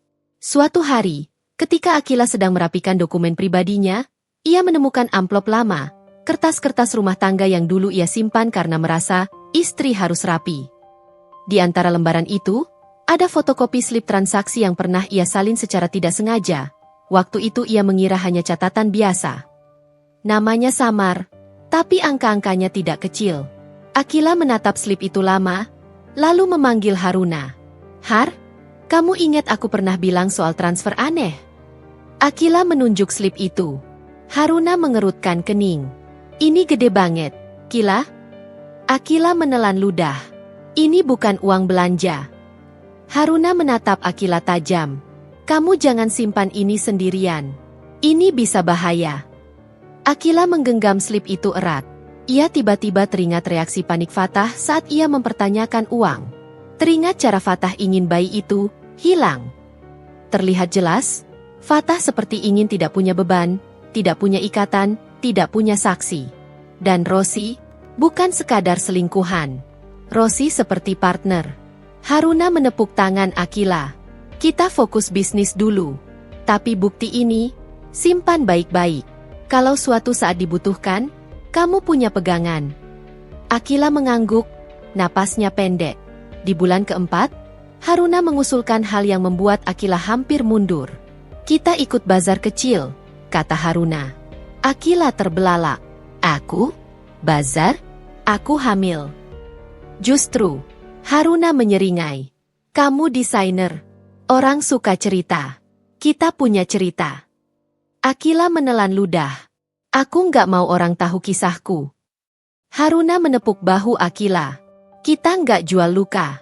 Kita jual karya. Tapi karya kamu punya rasa. Itu yang bikin orang betah. Mereka ikut bazar kecil di aula komunitas. Stand mereka sederhana. Meja lipat, gantungan baju, kartu nama kecil.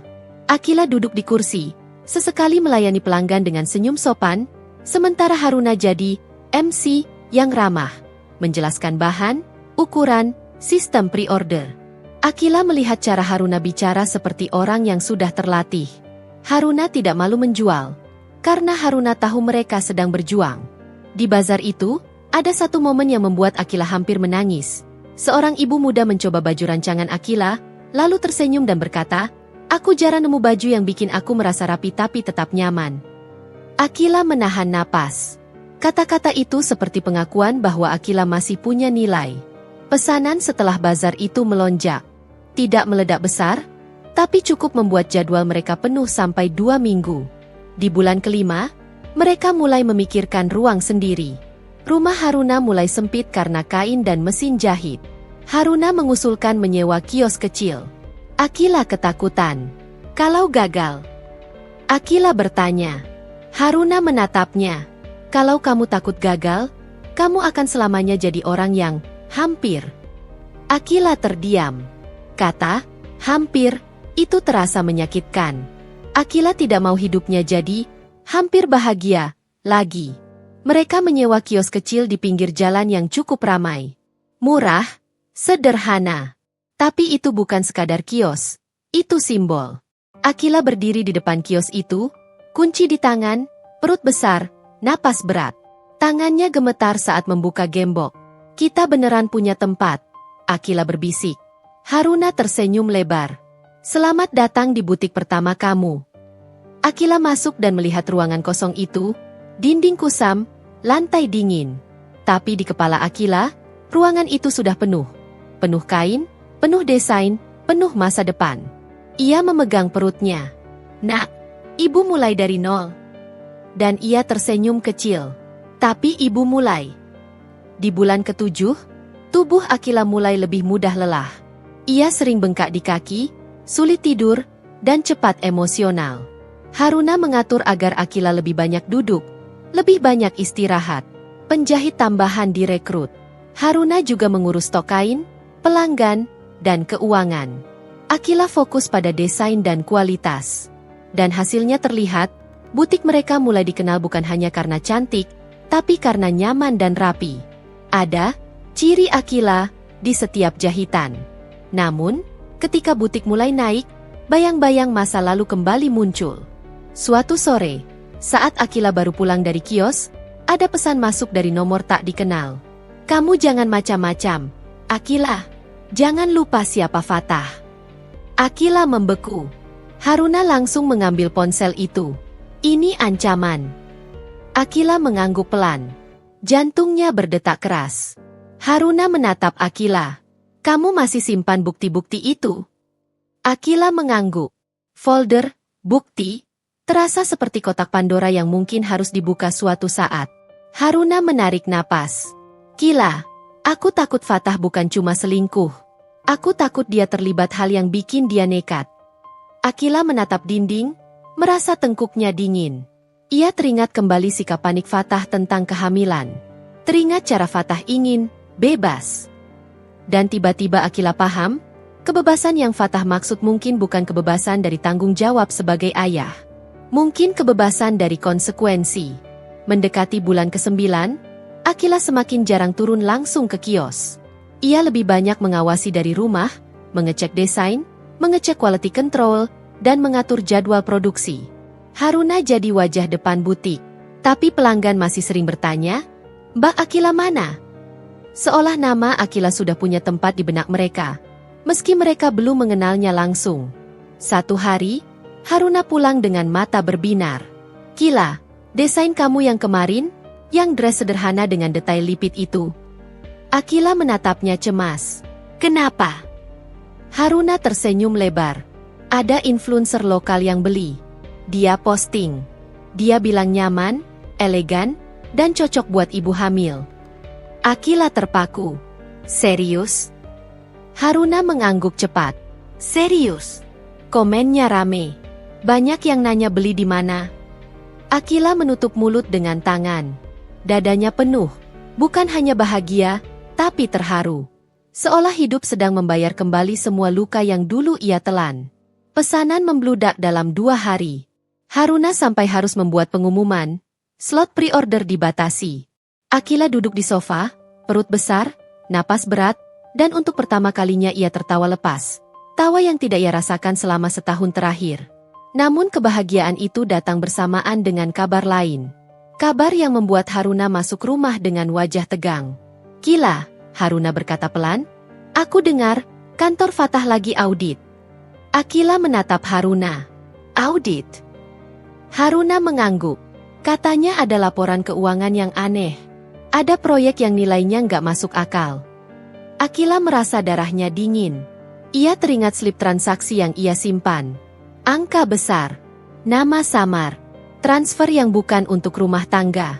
Haruna menatap Akila serius. Aku juga dengar Rosi mulai panik. Mereka katanya ribut. Akila menelan ludah. Semua potongan mulai terasa menyatu.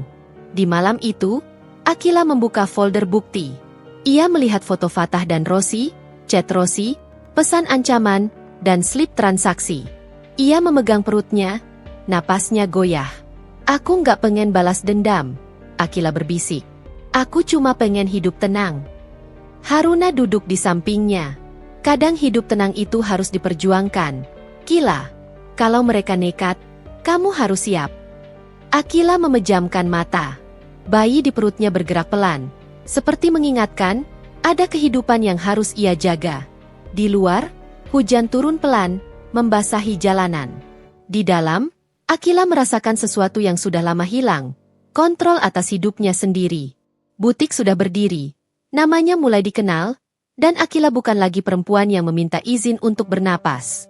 Sementara di tempat lain, retakan mulai muncul di dunia Fatah. Dunia yang selama ini ia bangun dari kebohongan, uang, dan kebebasan palsu. Akila menatap Haruna, lalu berkata pelan, kalau korupsi itu terbongkar, dia akan jatuh. Haruna mengangguk. Iya. Akila mengusap perutnya, suaranya menjadi lebih tegas. Kalau dia jatuh, jangan biarkan dia menyeret aku. Haruna menatap Akila, lalu tersenyum tipis. Senyum orang yang tahu Akila akhirnya berubah. Kamu udah siap, ya? Haruna bertanya. Akila menatap jauh, seperti melihat hidupnya sendiri dari atas. Aku nggak cuma siap, Akila menjawab pelan. Aku udah bangun. Hujan turun seperti tirai tipis malam itu, membasahi kaca jendela rumah Haruna yang kini juga jadi markas Akila saat menjelang lahiran. Di ruang tamu, tumpukan kain yang dulu berserakan sudah jauh berkurang. Sebagian besar sudah pindah ke kios yang sekarang benar-benar layak disebut butik. Di dinding, ada papan kecil berisi jadwal pre-order, daftar penjahit, dan catatan pengiriman. Akila duduk di sofa dengan bantal besar di punggung. Perutnya sudah berat, napasnya pendek, tapi matanya tidak lagi sama seperti Akila yang dulu. Di matanya ada ketegasan. Ketegasan yang tumbuh bukan karena ia ingin menang, tapi karena ia pernah hampir hancur. Haruna masuk dari dapur membawa air hangat dan biskuit tawar. Kamu makan dikit, kata Haruna, meletakkan piring. Akila tersenyum kecil. Kayak ngajarin anak kecil. Haruna menatapnya tajam. Ibu hamil itu memang harus diperlakukan seperti ratu. Biar bayinya lahir bahagia. Akila tertawa pelan, lalu tiba-tiba berhenti karena perutnya menegang sebentar. Ia mengusap perutnya, menahan napas. Haruna langsung siaga. Kontraksi. Akila menggeleng, tapi wajahnya tegang. Belum, cuma kenceng sebentar. Haruna duduk di sampingnya, mengusap punggung Akila. Kita tetap siap-siap ya. Tas lahiran udah siap. Akila mengangguk. Tas itu sudah siap sejak minggu lalu. Bahkan Haruna lebih siap dari Akila sendiri. Kabar audit yang Haruna dengar beberapa hari lalu ternyata bukan sekadar gosip. Pagi itu, ketika Haruna baru pulang dari butik, ia membawa berita dengan wajah yang jarang Akila lihat, serius dan tegang. Kila, Haruna berkata pelan, menutup pintu rapat-rapat seolah takut kabar itu bocor ke udara. Fatah dipanggil kantor. Akila menatap Haruna. Dipanggil kenapa? Haruna menghela napas. Ada tim audit internal sama. Katanya ada investigasi juga dari pihak luar. Mereka lagi nyisir proyek-proyek besar. Akila menelan ludah. Slip transaksi yang ia simpan seperti tiba-tiba terasa berat di dalam laci. Rosi gimana? Tanya Akila, meski ia benci nama itu keluar dari mulutnya.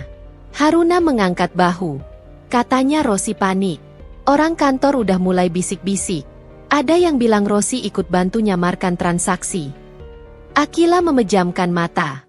Semua potongan yang selama ini terasa kabur, sekarang mulai menyatu jelas seperti gambar yang diberi fokus. Fatah menolak bayi. Fatah tergesa menceraikan. Fatah butuh kebebasan. Rosi berani menyuruh Akila mundur. Ada transfer mencurigakan. Ini bukan cuma perselingkuhan. Ini jaringan. Haruna menatap Akila. Hati-hati. Kila, aku cuma mau pastiin, kamu aman. Kalau Fatah kepepet, orang kayak dia bisa nekat. Akila mengangguk pelan. Ia merasakan dingin di tulang belakangnya, tapi ia tidak ingin panik. Folder bukti masih ada, kata Akila pelan. Haruna mengangguk. Kalau nanti dibutuhkan, kita pakai dengan cara yang benar. Akila menatap jendela. Hujan masih turun. 2 hari setelah itu, sebuah nomor baru menghubungi Haruna. Bukan ancaman kali ini, tapi undangan yang dibungkus baik-baik. Haruna membaca pesan itu keras-keras agar Akila mendengar. Mbak Haruna, saya Rosi. Saya mau ngobrol baik-baik soal Akila dan Fatah. Ini penting. Kita ketemu ya. Akila menatap Haruna. Dia mau apa? Haruna menyeringai dingin. Biasanya kalau orang yang dulu sok berkuasa tiba-tiba minta ngobrol baik-baik, artinya dia mulai takut. Akila menggenggam bantal, napasnya pendek. Kamu nggak boleh ketemu sendiri. Tenang, Haruna mengangguk. Aku nggak bodoh. Kita ketemu di tempat umum. Dan kamu nggak perlu ikut. Akila ingin menolak, tapi Haruna sudah punya rencana. Haruna bertemu Rosi di kafe yang ramai. Siang hari, dekat butik agar aman. Haruna bahkan mengaktifkan perekam suara. Bukan untuk fitnah, tapi untuk berjaga-jaga. Malamnya, Haruna pulang dengan wajah muak. Dia datang pakai tas mahal, tapi tangannya gemetar. Haruna berkata, duduk dan langsung minum air. Akila menatapnya. Dia bilang apa? Haruna menarik napas panjang. Dia bilang Fatah bakal jatuh. Dia bilang dia cuma ikut-ikutan. Dia mau bersih-bersih nama. Akila tertawa getir. Matre tetap matre. Haruna mengangguk. Yang paling lucu, dia coba lempar semua ke Fatah. Dia bilang Fatah yang atur semuanya. Dia cuma disuruh. Akila menatap lantai. Jadi benar, mereka saling lempar ketika kapal mulai tenggelam. Haruna melanjutkan, dia juga bilang, Fatah marah besar. Fatah panik. Katanya banyak uang yang gak bisa dipertanggungjawabkan. Akila merasakan kontraksi kecil lagi, lebih kuat. Ia memejamkan mata, memegang perutnya. Haruna langsung mengubah nada. Kila, kamu oke? Akila mengangguk, pelan. Cuma, kenceng. Haruna menatap Akila dengan cemas. Kita harus siap kapan aja. Jangan sampai stres. Akila menghembuskan napas. Aku nggak stres karena Rosi. Aku cuma mikir, kenapa dia dulu segitu beraninya nyuruh aku gugurin? Haruna menatap Akila lama. Karena kalau kamu punya anak, Fatah punya ikatan yang lebih sulit diputus. Dan kalau Fatah jatuh, kamu punya hak lebih jelas. Mereka takut kamu punya posisi. Akila memejamkan mata. Jadi ini juga soal hitung-hitungan. Bukan hanya hati, tapi juga strategi. Akila membuka mata, menatap Haruna. Aku nggak akan biarkan mereka mengatur hidupku lagi. Haruna mengangguk. Bagus. 2 malam setelah pertemuan Rosi, Akila terbangun jam 3 dini hari karena rasa nyeri yang berbeda. Nyeri itu datang teratur, naik turun, seperti gelombang.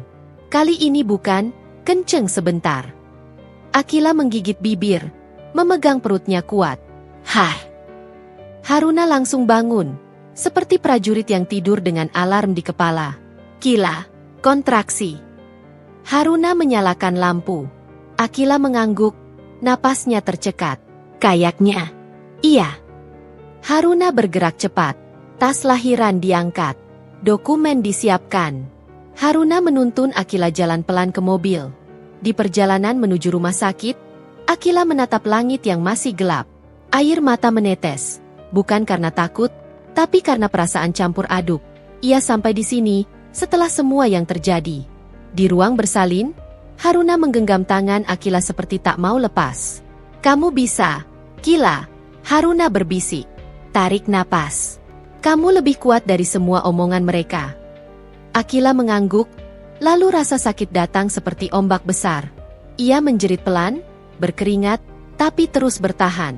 Di detik-detik itu, Akila tiba-tiba teringat kalimat Fatah, belum jadi apa-apa. Akila menatap langit-langit, lalu berbisik pada dirinya sendiri. Kamu salah. Beberapa jam kemudian, tangis bayi pecah di ruangan itu. Tangis kecil, tapi seperti suara dunia baru yang dibuka. Akila menangis juga, lebih deras.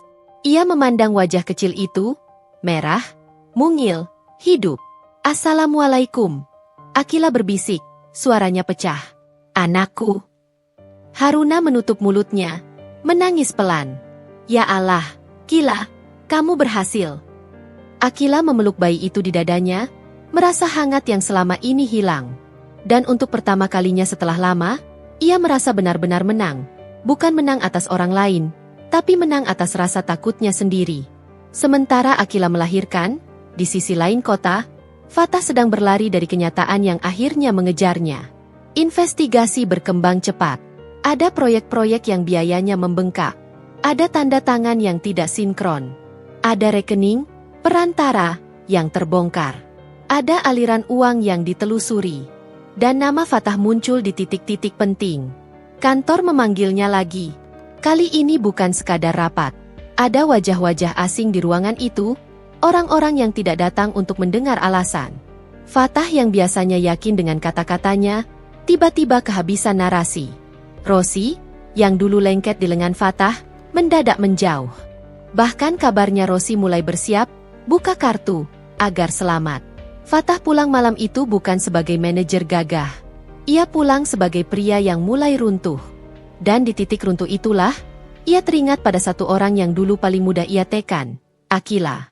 Karena bagi Fatah, Akila adalah orang yang sabar, yang bisa dipaksa memahami, yang bisa disalahkan, yang bisa ditarik lagi kalau ia butuh penolong. Beberapa minggu setelah melahirkan, Akila mulai pulih perlahan. Haruna menjaga agar Akila tidak memaksakan diri, tapi Akila juga tidak mau membiarkan dirinya tenggelam lagi. Bayi kecil itu tidur di ayunan, sementara Akila duduk di meja kerja kecil di pojok rumah, menggambar desain baru, busana postpartum, busana menyusui yang praktis, dan koleksi sederhana, Ibu Bangkit. Haruna menatap desain itu dengan mata berkaca-kaca. Nama koleksinya, cocok banget. Akila mengusap kepala bayinya pelan. Aku dulu hampir kehilangan dia. Jadi, setiap desain ini, aku bikin seperti doa. Di media sosial butik, Haruna menulis caption yang singkat tapi mengena. Tentang kenyamanan ibu, tentang perempuan yang berhak tetap merasa cantik bahkan saat hidup menekan. Responnya luar biasa. Banyak perempuan yang merasa ketemu diri sendiri di desain Akila. Butik mereka, yang dulu cuma meja lipat dan kain seadanya, kini mulai dikenal lebih luas. Pesanan datang dari luar kota. Ada yang minta kerja sama. Ada yang ingin Akila membuka kelas desain kecil. Akila tidak cepat besar karena keberuntungan semata. Akila besar karena ketekunan. Hari demi hari, jahitan demi jahitan, air mata demi air mata. Dan tepat saat memasuki 9 bulan, sejak Akila meninggalkan rumah Fatah, butik itu benar-benar berdiri kokoh. Punya nama, punya pelanggan setia, punya tim penjahit, punya sistem. Akila berdiri di depan butik itu suatu sore, menghirup udara, mengusap papan nama yang baru mereka pasang. Haruna berdiri di sampingnya, tersenyum bangga. Dulu kamu keluar cuma bawa tas kecil, Haruna berkata pelan. Akila menatap papan nama itu, lalu tersenyum lembut. Sekarang aku bawa hidup. Hari itu langit cerah. Akila sedang di butik, bayi dititipkan sebentar pada Haruna di ruangan belakang. Akila mengecek kualitas jahitan sebuah dress pesanan pelanggan. Pintu butik terbuka. Suara bel kecil berbunyi. Akila tidak langsung menoleh. Ia mengira pelanggan. Tapi suara langkah itu, Akila kenal. Langkah yang dulu menguasai rumahnya. Akila menoleh pelan. Dan di depan pintu berdiri Fatah. Wajahnya pucat, matanya lelah. Bajunya tidak serapi dulu. Jam tangan yang dulu mengilat tidak ada. Aroma parfum mahal juga hilang. Fatah tampak seperti pria yang kehilangan pijakan. Akila tidak bergerak. Jantungnya berdetak. Tapi bukan lagi karena takut. Lebih seperti heran. Fatah menelan ludah. Lalu melangkah masuk. Kila. Suaranya serak, tidak ada sisa wibawa. Akila menatapnya datar. Ngapain kamu kesini? Fatah memandang sekeliling butik, gantungan baju rapi, manekin dengan dress karya Akila, beberapa pegawai yang sibuk bekerja. Matanya seperti tidak percaya. Ini, butik kamu? Fatah berbisik. Akila mengangguk singkat. Iya, ada perlu apa? Fatah mendekat. Lalu tiba-tiba lututnya seperti kehilangan kekuatan. Ia berlutut. Di depan butik yang dibangun Akila dari nol. Di depan perempuan yang dulu ia tekan sampai nyaris runtuh. Fatah menunduk. Suaranya pecah. Maaf. Aku salah. Akila terpaku sebentar. Bukan karena terharu. Tapi karena ia tidak menyangka Fatah bisa merendah secepat itu. Tapi kemudian ia sadar, ini bukan karena Fatah tiba-tiba punya hati. Ini karena Fatah jatuh. Fatah mengangkat wajahnya, mata merah. Aku kehilangan semuanya. Aku dipecat. Aku diperiksa. Rosie, dia ninggalin aku. Dia lempar semua kesalahan ke aku. Akila menghela napas. Terus, Fatah menggenggam ujung rok Akila pelan. Gerakan yang membuat Akila langsung mundur. Haruna yang mendengar keributan keluar dari belakang, wajahnya langsung berubah tegas. Jangan sentuh dia, Haruna memperingatkan. Fatah buru-buru melepas, lalu menatap Akila lagi. Kila, tolong, aku butuh kamu. Akila menatapnya lama. Dulu kalimat, butuh kamu, akan membuat Akila luluh. Sekarang kalimat itu terdengar seperti lelucon pahit. Kamu butuh aku atau butuh penolong? Akila bertanya pelan. Fatah menangis. Aku butuh kamu. Aku sadar aku salah. Aku menyesal. Akila menatap Fatah, lalu bertanya pelan, tajam, satu pertanyaan yang selama ini menggantung. Kalau kamu nggak jatuh, kamu bakal datang minta maaf nggak? Fatah diam. Diam yang menjawab semuanya. Akila mengangguk pelan, seolah sudah menduga. Aku pikir begitu. Fatah memejamkan mata, menangis lebih keras. Kila, aku minta ampun. Aku hilaf. Aku takut. Aku panik. Aku nggak tahu harus gimana. Akila menatapnya. Kamu tahu, Fatah. Kamu tahu kamu menyakitiku. Kamu tahu kamu selingkuh. Kamu tahu kamu nyuruh aku gugurin. Fatah menunduk. Aku salah. Akila menghela napas panjang. Di dalam dirinya, ada dua bagian yang bertarung. Bagian yang dulu lembut, dan bagian yang sekarang kuat. Akhirnya Akila bicara. Suaranya tenang, jelas, tapi menusuk.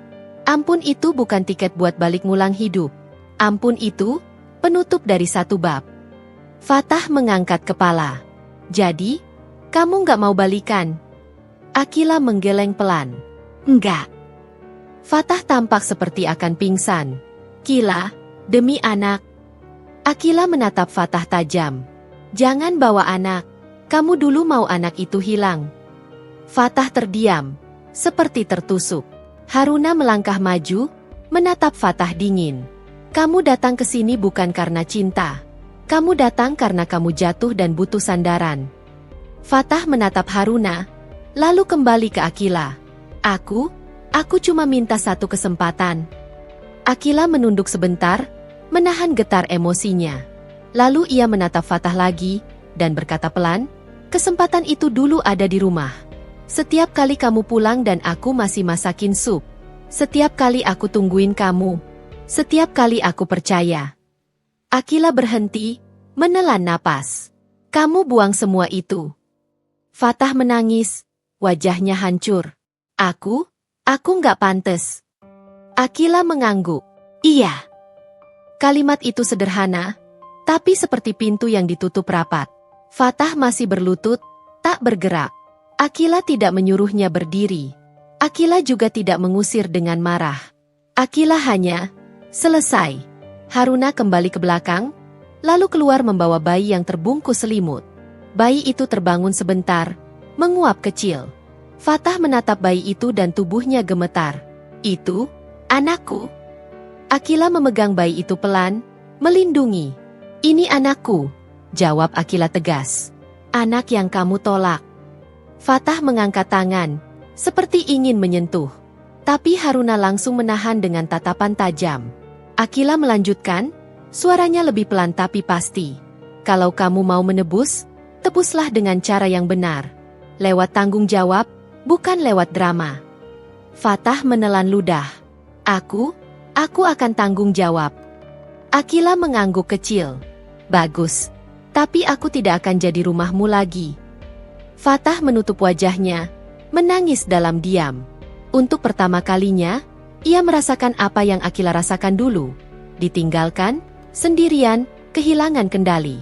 Akila menatap Fatah, dan anehnya, ia tidak merasa puas karena melihat Fatah hancur.